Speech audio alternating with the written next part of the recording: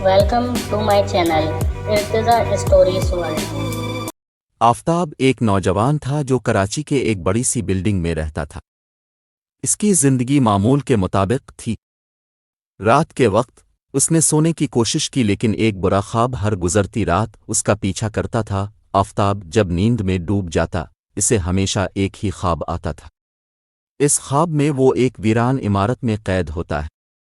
عمارت کے اندر کی دیواروں پر خون کے دھبے اور خوفناک سائے ہوتے ہیں۔ رات بارات خواب مزید خوفناک ہوتا گیا۔ وہی سائے اب آفتاب کا پیچھا کرتے تھے۔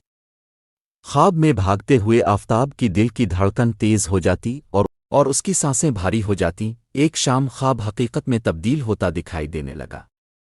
آفتاب جاگتے ہوئے بھی وہی عمارت اور دیواروں پر خون دیکھنے لگا۔ اسے سمجھ نہیں آیا کہ وہ جاگ رہا ہے یا خواب میں ہے۔ آفتاب نے اس خواب سے چھٹکارا پانے کے لیے ایک عالم سے ملنے کا فیصلہ کیا۔ عالم نے اسے بتایا کہ یہ خواب ایک پیغام ہے کہ اسے اپنی زندگی میں بڑا فیصلہ کرنا ہے ورنہ وہ واقعی اس خواب میں قید ہو جائے گا۔ آفتاب نے خواب کی حقیقت کا سامنا کرتے ہوئے اپنی زندگی میں تمام بری چیزوں سے نجات حاصل کر لی اور نیکی کے راستے پر آ گیا۔